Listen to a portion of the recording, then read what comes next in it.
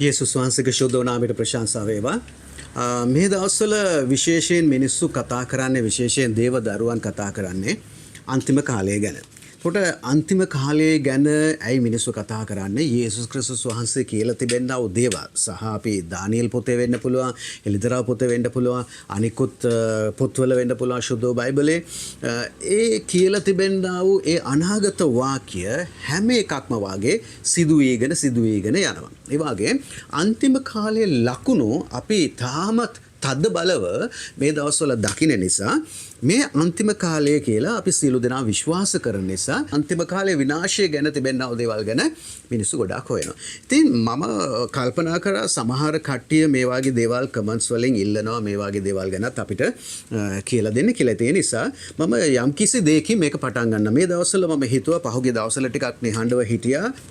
මන්ද කාර්ය බහුල නිසා මේ channel එකට එන්න බැරුව. ඉතින් මේ මම හිතුවා දැන් මේ එන දවස්වල ගොඩාක් ඔයගොල්ලොන්ට එක්ක වීඩියෝස් මගින් සෑහෙන දේවල් ඔයගොල්ලොන්ට එක්ක බෙදා ගන්න කතා කරන්න ඔයගොල්ලොන්ට වැදගත් වෙන දේවල්. විශේෂයෙන් අවසාන කාලය නැත්තම් මේ වර්තමානයේ මොකද්ද මේ ලෝකයේ සිද්ධ වෙන්නේ? මේ දේවල් ගැන සුදු වචනේ අනුව සහ දෙවියන් වහන්සේගේ ආත්මයන් වහන්සේගේ එළිදරව් එක්ක ඔයගොල්ලොන්ට එක්ක කතා කරන්න මම සූදානම්.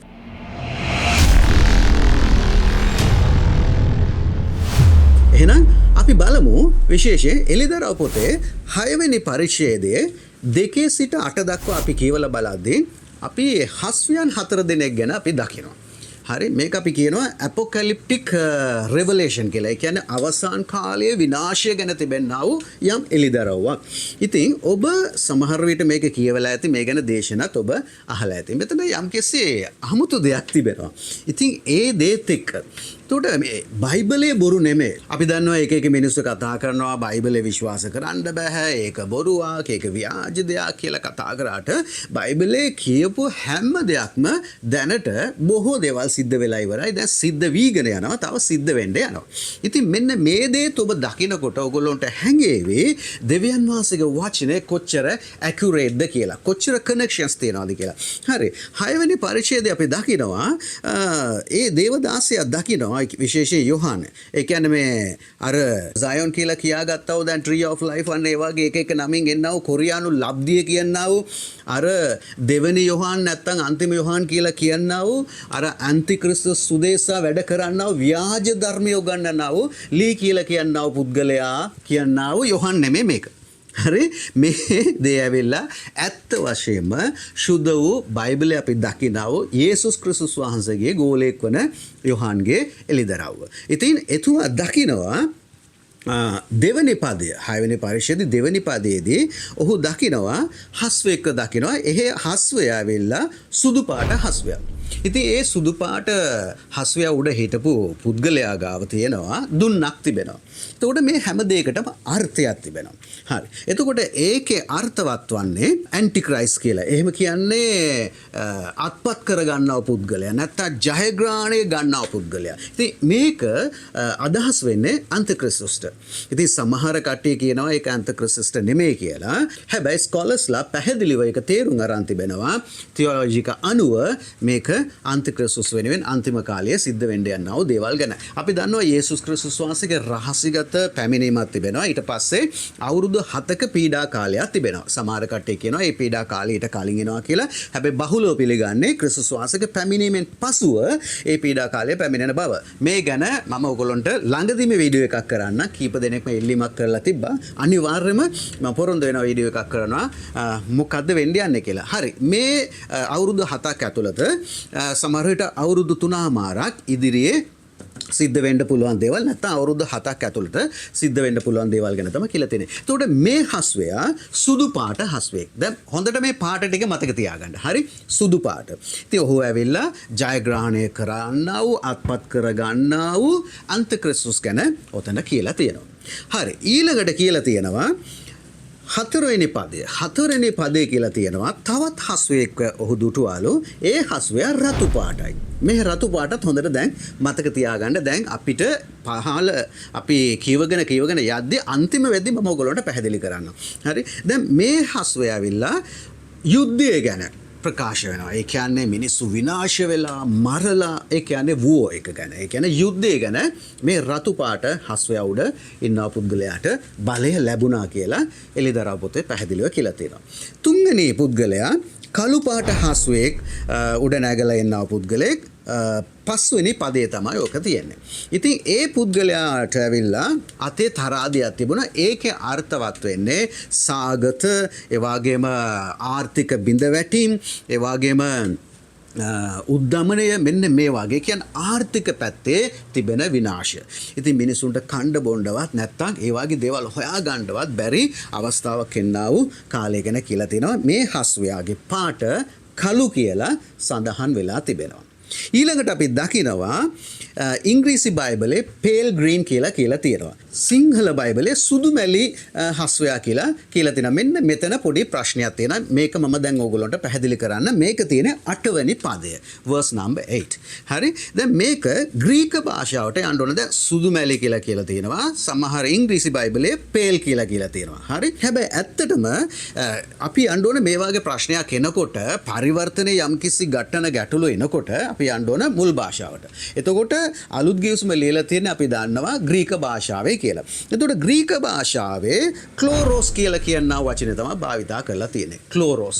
එතකොට ක්ලෝරෝස් කියන වචනය මෙතන තිරේ වැටෙනවා ඇති. ඔබ ඒක කොපි කරලා නැත්නම් ඒක බලලා නැත්නම් ක්ලෝරෝස් කියලා ඔයගොල්ලෝ නැත්නම් මේ වචනේ ග්‍රීක භාෂාවෙන් ඔයගොල්ලෝ සර්ච් කරලා ඒක සිංහල වලට Google එකේ ට්‍රාන්ස්ලේට් කරලා බලන්න මොකද්ද එන්නව පාට කියලා. එතකොට ඒක එන්නේ ග්‍රීන් කියලා. ඒ කියන්නේ ඒන්ෂන්ට් ග්‍රීක් වල අපි බලනකොට ක්ලෝරෝස් කියන වචනේ පාවිච්චි කරන්නේ ග්‍රීන් වලට. එතකොට මේක පරිවර්තන කරනකොට ඒගොල්ලොන්ට ඒක පැහැදිලි නැතුව තමයි ඒගොල්ලෝ පේල් කියලා නැත්නම් පේල් ග්‍රීන් කියලා දාලා තියෙනවා. එතකොට මේ ක්ලෝරෝස් කියන වචනේ මාක්ස් සුභාරංචිය 6 වෙනි පරිච්ඡේදයේ 39 වෙනි පදයේ ඔයගොල්ලෝ දන්නවා යේසුස් වහන්සේ අර මිනිසුන්ට කෑම දෙනකොට ඒ රොටි ටිකයි මාළු ටික අරගෙන ස්වාමීන් වහන්සේ බෙදලා දෙන්න කියලා කියනවනේ. එතකොට අර ග්‍රීන් පාස්චර් කියලා කියනවා. ඒ කියන්නේ අර කොළ පාට තනකොළ තියෙනා වූ ඒ බිමේ ස්වාමීන් වහන්සේ වාඩි කරවලා ඒගොල්ලොන්ට ඒ ආහාර ටික දුන්නා කියලා. ඔතනදී ක්ලෝරෝ කියනා වූ වචනය පාවිච්චි කරලා තිබෙනවා. එතකොට ඕගොල්ලෝ බැලුවොත් ඔතන සාමාන්‍යම කියලා තියෙනවා ග්‍රීන් කියනා වූ වචනේ භාවිතා වෙලා තියෙනවා. එතකොට මේ වචන දෙක අපිට සාමාන්‍ය ග්‍රීක භාෂාවෙන් ක්ලෝරෝස් නැත්නම් ක්ලෝරෝ කියන වචන අරගෙන ඒ කියන බයිබලයේ තියෙන වචන අරගෙන පරිවර්තන කරලා බැලුවොත් ග්‍රීන්. එතකොට මේ පාට ඇවිල්ලා ග්‍රීන්. ඒ කියන්නේ 8 වෙනි පදයේ සඳහන් වෙලා තිබෙනවා හස්වයාගේ පාට ග්‍රීන්. එතකොට ඒ හස්වයා උඩ හිටපු මිනිස්සයාට පැවරිලා තියෙන්නේ කඩුව නැත්තම් මරණය, ඒ වගේම විනාශය, ඒ වගේම සහගත මෙන්න මේ වගේ දේවල් තමයි ඔහුට පැවරිලා තියෙන්නේ. එතකොට මේ හස්වයන් 4 දෙනා ගැන බලනකොට පළවෙනි එක්කෙනා ඇවිල්ලා සුදු, ඊට පස්සේ දෙවෙනි එක්කෙනා රතු, තුන්වෙනි එක්කෙනා කළු, හතරවෙනි එක්කෙනා කොළ. එතකොට ඕගොල්ලෝ මේ දවස්වල මේ පාට 4 ගැන ඕගොල්ලෝ ඉතාමත් ඕගොල්ලෝ සමීපව සමහර විට කටයුතු කරනවා ඇති. එහෙම නැත්නම් මේක නිතරම ඔබ දකිනවා ඇති. හරි. දැන් අපි බලමු මෙන්න මේ ෆ්ලෑග් එක ගැන පොඩ්ඩක් බලමු. මේ ෆ්ලෑග් එක ඇවිල්ලා පාලස්තීනයේ ෆ්ලෑග් එක. ඉතින් ඔයගොල්ලෝ දන්නවා මේ දවස්වල අපිට ඇහෙන්න ලැබෙන්නෙම පාලස්තීනය සහ ඊශ්‍රායල් ගැටන. අපි දකිනවා මේ දවස්වල ඊශ්‍රායල් පැත්තේ ඉන්නව කට්ටිය ඉන්නවා, ඊශ්‍රායල් වලට විරුද්ධව ඉන්නව කට්ටිය ඉන්නවා, පාලස්තීන පැත්තේ ඉන්න කට්ටිය ඉන්නවා, පාලස්තීනයට විරුද්ධව ඉන්නව කට්ටිය, নানা ප්‍රකාර කට්ටිය මේ ලෝකේ ඉන්නවා. අපි ඒ ගැන කිසිම ජාතියක් ගැන, කිසිම රටක් ගැන, කිසිම ආගමක් ගැන කතා කරන්න යන්නේ නැහැ.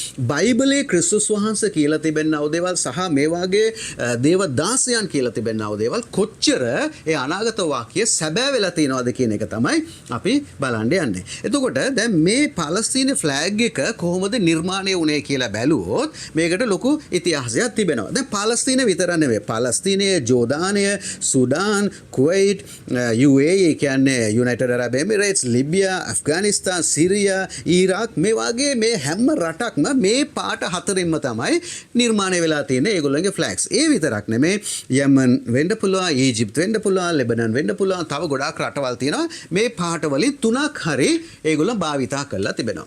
ඉතින් මේ ටික බලනකොට අපි දන්නවා මැද පෙරදිග රටවල් වල, ඒ කියන්නේ මිඩල් ඊස්ට් කියලා කියනවා රටවල් වල මිනිස්සු තමයි මේ පාට ටික පාවිච්චි කරන්නේ. ඒ කියන්නේ ඒ රටවල් අරාබි රටවල් වල තමයි මේ ෆ්ලෑග්ස් බහුලව භාවිතා කරන්නේ. එතකොට අපි බලමු මේ අරාබි රටවල් වලට කොහොමද මේ පාට ඒගොල්ලෝ හදාගත්තේ, නැත්තම් ඇතුළුනේ කොහොමද කියලා අපිට බලන්න පුළුවන්. ඉතිහාසයෙන් අපිට බලන්න පුළුවන්. එතකොට මේ ඇරබියන් ෆ්ලෑග්ස් හැදෙනකොට දැන් මේ ගැන ඕගොල්ලෝ විකිපීඩියා හරි Google හරි සර්ච් කරලා බලනකොට ඕගොල්ලන්ට බොහෝ දේවල් දැනගන්න පුළුවන්. මම ළඟ සමහර දත්ත තියෙනවා. මේජර් ඇරබ් ඩයිනස්ටිස් කියලා කියනවා. ඒ කියන්නේ රජ පරම්පරාවන්. ඒ කියන්නේ ප්‍රධාන අරාබි රජ පරම්පරාවන් කීපයක් අරගෙන තමයි මේගොල්ලෝ මේ පාටවල් හදලා තියෙන්නේ. තවත් සාධක වගේකුත් තිබෙනවා. මම මේකත් කියන්නම්. පළවෙනි එක ඇවිල්ලා කළු පාට කියනකොට ඇබසයිඩ් කියලා කියනා වූ ඩයිනස්ටි එක. නැත්තම් රජ පරම්පරාව ගැන ඒගොල්ලෝ කියනවා. ඊට පස්සේ වයිට් නැත්තම් සුදු පාට ඇවිල්ලා උමයඩ්ස් කියලා කියනා වූ රජ පරම්පරාව. ඒ කියන්නේ ඩයිනස්ටි එක. ඊට පස්සේ කොළ පාට ෆැටිමයිට්ස් කියලා කියනා වූ ඩයිනස්ටි එක. ඒ වගේම රෙඩ් නැත්තම් රතු පාට. රතු පාට ඇවිල්ලා හැෂ්මයිට් කියලා කියනා වූ ඩයිනස්ටි එක. එතකොට මේ ඩයිනස්ටිස් වලට මේ පාට හතර සම්බන්ධ කරලා තිබ්බා. ඉතින් ඒ දේ තමයි ඒගොල්ලෝගේ ෆ්ලෑග්ස් වල ඇරේබියන් නේෂන්ස් වල තිබෙන්නේ. ඒ විතරක් නෙමෙයි 14 වෙනි සෙන්චුරි වල හිටියා සාෆි අදින් අල් හිලි කියලා කියනා වූ පොයට් කෙනෙක්. ඒ කියන්නේ කවියෙක් හිටියා. එතකොට ඔහුගේ කවියක් ඔහු හදලා තියෙනවා නැත්තම් ඔහු ලියලා තියෙනවා. ඒ කවිය ඔහු කියන දේ තමයි බ්ලැක් ඇවිල්ලා ඒ කියන්නේ කළු පාට අව බැටල්ස් කියලා කියනවා. අපගේ යුද්ධය. හරි. ඒ වගේම දෙවෙනි එක ග්‍රීන් වලට කියනවා අව ෆීල්ඩ්ස් කියලා. ඒ කියන්නේ අපේ බිම නැත්තම් අපේ පොළොව නැත්තම් අපේ රටවල් හරි ෆීල්ඩ්ස් කියලා කියනවා. තුන්වෙනි එක ඇවිල්ලා රෙඩ් අව ස්වර්ඩ්ස් කියලා කියනවා. අව ස්වර්ඩ්ස් කියලා කියන්නේ අපේ කඩුව හරි යුද්ධය වගේ දේවල්. හතරවෙනි එක වයිට් එකට කියනවා අව ඇක්ස් නැත්තම් අපේ ක්‍රියාවන් කියලා ඔහුගේ ඒ කවියේ කියලා තියෙනවා. ඉතින් මේ දෙකම අදාළ කරගෙන තමයි ඒගොල්ලෝ මේ ඇරබියන් ෆ්ලෑග්ස් ඒගොල්ලෝ නිර්මාණය කරේ කියලා කියනවා. එතකොට අපි බහුලව දකිනවා මේ ෆ්ලෑග්ස් තියෙන හැම රටක්ම ඉස්රායිල් කියලා කියනා වූ රටට විරුද්ධව මේ දවස්වල සටහන් කරනවා කියන එක ඔබ දකිනවා. එතකොට විශේෂයෙන් අපි පාලස්තීන ගැන බලමුකෝ. පාලස්තීන ගැන බලනකොට පාලස්තීනයේ තිබෙන්නේ මෙන්න මේක තමයි. එතකොට දැන් මෙතන තියෙන ප්‍රශ්නේ මම දැන් මෙතන ආගමික ප්‍රශ්නයක් මතු කරනවා නෙමෙයි. මම ඉතිහාසයට සම්බන්ධ වෙලා තිබෙනා වූ යම්කිසි බයිබලයේ වචනේ ප්‍රොෆෙසි එකක් තමයි ඔයගොල්ලන්ට හෙළි කරන්න හදන්නේ. හරි. එතකොට දැන් මේක සිද්ධ වෙලා තිබෙනා වූ දේද නැත්තම් සිද්ධ වෙන්න යන උදේද දැන් අපි ස්කෝලර්ස්ලා කියන හැටියට අපි අනිවාර්යයෙන්ම ක්‍රිස්තුස් වහන්සේක රහසිගත පැමිණීමෙන් පස්සේ තමයි මෙන්න මේ දේවල් සිද්ධ වෙන්න යන්නේ, මෙන්න මේ කාරණාව සිද්ධ වෙන්න යන්නේ කියලා බයිබලයේ පැහැදිලිව කියලා තියෙනවා. ඒ නිසා අපි තාම බලාපොරොත්තු වෙන්නා වූ දෙයක් ගැන තමයි මේක කියලා තිබෙන්නේ. බස් සමහර කට්ටිය කියනවා මේක දැනටම සිදු වීගෙන එනවා කියලා. කෙසේ වෙතත් මෙන්න මේ දැන් ඊශ්‍රායල් කියලා කියනා වූ භූමිය ගැන අපි කල්පනා කරලා බලද්දී අන්තිම කාලේ මේක ඉතාමත් වැදගත්. අපි දන්නවා යුදෙව්වන් ගැන අරන් කතා කරනකොට සහ කිතුණුවන් ගැන කතා කරනකොට සහ ඉස්ලාම් ආගම නැත්නම් මුස්ලිම් මිනිස්සු ගැන කතා කරනකොට අපිට පැහැදිලිව දකින්න පුළුවන් අර එක්තරා ආබ්‍රහම් කියලා කියනවා එක්තරා පුද්ගලෙක් වටා තමයි මේ හැම දෙයක්ම තිබෙන්නේ. එතකොට මේ බයිබලය අරන් බලනකොට මේ පැත්තේ කුරානය අරන් බලනකොට ගොඩක් සම්බන්ධකම් තියෙනවා කියන එක බොහෝ දෙනෙක් දන්නවා. හැබැයි කිතුණුවෝ කුරානයවත් නැත්නම් යුදෙව්වන් කුරානයවත් පිළිගන්නේ නැහැ. එතකොට එහෙම වුණත් එක්තරා සම්බන්ධයක් උදන තිබෙන. එතකොට අවසාන කාලය ගැන බලනකොට මේ හැම දෙයකටම යම් කිසි ලින්ක් එකක් තිබේවි. එතකොට දැන් අපි දකිනවා ශුද්ධ බයිබලය අනුව දානියෙල් පොතේ කියලා තියෙනවා යම් කිසි දෙයක් තිබෙනවා ක්‍රිස්තුස් වහන්සේගේ පැමිණීමෙන් පසුව. ඒ කියන්නේ රහසිගත පැමිණීමෙන් පසුව ස්වාමින් වහන්සේගේ දෙවෙනි පැමිණීම සිද්ධ වෙන්න කලින් ශුද්ධ වූ දේව මාලිගාව කියලා සඳහන් කරලා තිබෙන්නේ. ඒ කාලේ ජෙරුසලෙම තිබුණා වූ පළවෙනි සහ දෙවෙනි දැන් තුන්වෙනි දේව මාලිගාව ඊට පස්සේ එක තියෙන්න ඕන ඒක අතන මම ඔයගොල්ලන්ට කියලා තියෙනවා මෙතන වැටෙන ලින්ක් එකේ වීඩියෝ එක ගැන ඔයගොල්ලන්ට බලන්න පුළුවන් ඔතන තියෙන මොස්ක් එකක් දැන් අල්-අක්ෂා මොස්ක් එක තමයි ඔතන තිබෙන්නේ. එතකොට දැන් ඔතන දැන් යම්කිසි ඕක වටා තමයි ඔය අනාගත වාක්‍ය ගොඩ නැගිලා තියෙන්නේ. ඔතන කියනවා අර විනාශ කරන්නව පුද්ගලයා නැත්තම් ඒ පිළිකුල ඒ දේවමාලිගාව ඇවිල්ලා හිට ගන්නවා නැත්තම් වාඩි වෙලා සිංහාසනයේ මමයි දෙවියන් වාසි කියලා කියනව කාලය එනවා ඊට පස්සේ තමයි අවසානයේ එන්නේ කියලා. ඒ නිසා ක්‍රිස්තුස් වහන්සේගේ දෙවෙනි පැමිණීම ගැන ලෝකයේ අවසානය ගැන අපි දකිද්දී අපි බලාපොරොත්තු වෙනවා ඔතන ওই වගේ සිදුවීමක් සිද්ධ වෙන්න පුළුවන් කියන එක. එතකොට දැන් අර මම රෙඩ් හෙෆර් කියලා කියනවා අර රතු වැස්සි ගැන යම්කිසි වීඩියෝ එකක් දාලා තියෙනවානේ. ඒකත් ඕගොල්ලන්ට වීඩියෝස් දෙකක් දාලා තියෙනවා හිතන්නේ. ඒකේ ඕගොල්ලන්ට බලන්න පුළුවන් මෙතන ලින්ක් එකේ ඒ ගැන බලන්න පුළුවන්. එතකොට දැන් ඔතනත් ඒගොල්ලෝ මේ බලාපොරොත්තු වෙන්නේ ඔතන නැවතත් දේවමාලිගාව හදන්න. එතකොට ඒ දේවමාලිගාව හදන්න එනවා නම් යුදෙව්වන් හරි නැත්නම් ට්‍රැඩිෂනල් යුදෙව්වන් කියලා කියමුකෝ. හරි දැන් පාරම්පරික ආගමික යුදෙව්වන් වෙන්න පුළුවන්. ඒගොල්ලෝ හදන්න ආව නම් ඒක ලොකු ප්‍රශ්නයක් වෙනවා.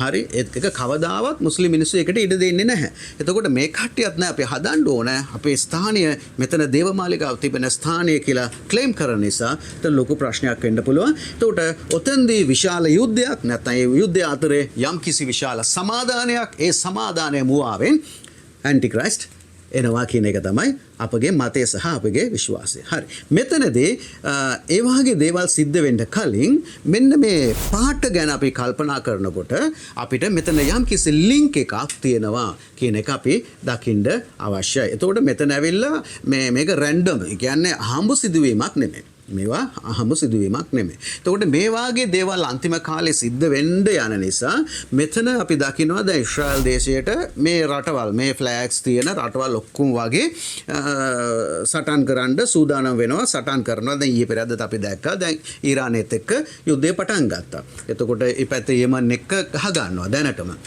එහා පැත්තේ ඇවිල්ලා හෙස්බොල්ලාස්ලා ඒ පැත්තේ හවතිස්ලා මේ පැත්තේ පැලස්ටයින් හමාස්ලා මේ හැම දෙනාම දැන් යුද්ධය ප්‍රකාශ කළා. දැන් දරුණු යුද්ධයක් යනවා කියන එක අපි දකිනවා. ඒ නිසා ඔබට කිතුණු දේව දරුවන්ට මම කියන්නේ මොකද්ද මෙතන හැම දෙයක්ම ස්වාමින් වහන්සේගේ වචනය අනුකූලව සිද්ධ වෙනවා කියන එක තමයි මම කියන්නේ. එනිසා සමහර විට අන්තිම කාලයේ මේ හැම දෙනාම සමාදානයට ඇවිල්ලා ඒගොල්ලෝ යම්කිසි ගිවිසුමක් ඇති කරගෙන සමහර විට යුදෙව්වන් මුස්ලිම් මේ හැම දෙනාම සමාදානයට ඇවිල්ලා අතන යම්කිසි දෙයක් සිද්ධ වෙන්න පුළුවන්. ඉතින් ඇන්ටික්‍රයිස්ට්ගේ පාලනය ගැන අපි කතා කරද්දී ඔතන වෙනම දෙයක් ඔතන තිබෙනවා. හැබැයි අපි තේරුම් ගන්න අවශ්‍ය මෙතනදී මේ හැම දෙයක්ම නිකන් අහඹු සිදුවීම් නෙමෙයි. මේ පිටිපස්සේ බොහෝ දේවල් දෙවියන් වහන්සේ ප්‍රකාශ කරපු දේවල් තිබෙනවා. එනිසා ක්‍රිස්තුස් වහන්සේගේ පැමිණීමෙන් පස්සේ මෙන්න මේ හස්වයන් 4 දෙනා ගැන අපි බලනවා. ඒ කාලයන් ගැන අපි දකිද්දී මේ ෆ්ලැග්ස් වලිනුත් මේ පාට වලිනුත් අපි දකිනවා මෙතෙන්දී ඇවිල්ලා ඉස්ලාම් ධර්මයට කිසිම විරුද්ධ දෙයක්වත් නැත්නම් ඒගොල්ලන්ට විරුද්ධව යම්කිසි විරුද්ධ අර්ථකථනයක්වත් නැත්නම් මේ වචනයක්වත් මම කියනවා නෙමෙයි. ඒ නිසා ඉස්ලාම් සහෝදරයන් මේක වරදවා තේරුම් ගන්න යන්න එපා. එහෙම කිසිම ප්‍රශ්නයක් නැහැ මෙතනදී. හැබැයි මේ අනාගත වාක්‍ය මේ අන්තිම කාලයේ සිදු වෙන්න අවශ්‍යයි. කිතුණුවන් වෙන්න පුළුවන්, යුදෙව්වන් වෙන්න පුළුවන්, ඉස්ලාම් ධර්මයේ සිටින අය වෙන්න පුළුවන්. අපි සියලු දෙනාම මේක තේරුම් ගන්න අවශ්‍යයි. එතකොට බයිබලය අපි විශ්වාස කරන පරිදි යුදෙව්වන් විශ්වාස කරන මත තිබෙනවා, මුස්ලිම් අය විශ්වාස කරන මත තියෙනවා, කිතුණුවන් විශ්වාස කරන මත තියෙනවා. මේ හැම දෙයක්ම බලාගෙන ඉන්නා වූ අනිකුත් අය නැත්නම් අන් අය බලාපොරොත්තු වෙනව සමහර දේවල් තිබෙනවා සහ ඒගොල්ලොන්ගේ බලාපොරොත්තුත් තිබෙනවා. එතකොට දැන් මේ වගේ දේවල් ගැන අපි කතා කරද්දී කිතුණුවන්ට මම කියන්න කැමතියි හැම දෙයක්ම දෙවියන් වහන්සේ කියපු දේවල් සිද්ධ වෙනවා. මේ හැම දෙයක්ම අහඹු සිදුවීම් නෙමෙයි. මේ හැම එකටම ලින්ක් එකක් තිබෙනවා, සම්බන්ධයක් තිබෙනවා. ඒ නිසා ඔබ සූදානම් වෙන්න. ඔබ සූදානම් වෙන්න. මම නිතරම කියන්නේ ඒකයි. ව්‍යාජ ධර්ම වලට වැටලා යන්න එපා. අශුද්ධකම් වලට වැටලා යන්න එපා. පාපයට වැටලා යන්න එපා. පුළුවන් තරම් හැම දිනාටම යේසුස් වහන්සේ ගැන කියමු. සුභාරංචි ප්‍රකාශ කරමු. සුභාරංචි ප්‍රකාශ කරන එක විතරක් නෙමෙයි. සුභාරංචිය අහලා දේව සභාවට ආවට පස්සේ ක්‍රිස්තුස් වහන්සේගේ ශරීරය තුළට ආවට පස්සේ ඒගොල්ලොව රැක ගන්න ඕනේ අපි. ශුද්ධාත්මයන් වහන්සේ තුල වචනය තුල රැක ගන්න ඕනේ. ඒ නිසා ව්‍යාජ ධර්මවලට වැටිලා ස්වාමින් වහන්සේ පැහැදිලිව කියලා දෙනවා අන්තිම කාලේ තෝරාගත්ත අය පවා යක්ෂයා ඇදගෙන යනවා කියලා. ඉතින් ඒ දේවල් වලට වැටිලා ගිහිලා විනාශ වෙන්නේ නැතුව අපි අපිව ආරක්ෂා කරගමු. ඒ නිසා ඔබට පැහැදිලි ඇති මේ පාට හැම දෙයක්ම අහඹු සිදුවීම් නෙමෙයි. රැන්ඩම් ඇක්ටිවිටීස් නෙමෙයි. හරි? මේ හැම දෙයකටම යම්කිසි දෙවන් වහන්සේගේ අනාවැකියක් තිබෙනවා. එනිසා අපි බලාපොරොත්තු වෙමු ඉදිරියේ අපි කතා කරමු මොකක්ද මේ ලෝකයට සිද්ධ වෙන්න යන්නේ අපි කොහොමද අපිව සූදානම් කරගන්නේ කියලා. එහෙනම් ස්වාමින් වහන්සේගේ ආශිර්වාදය ඔබ සියලු දෙනාටම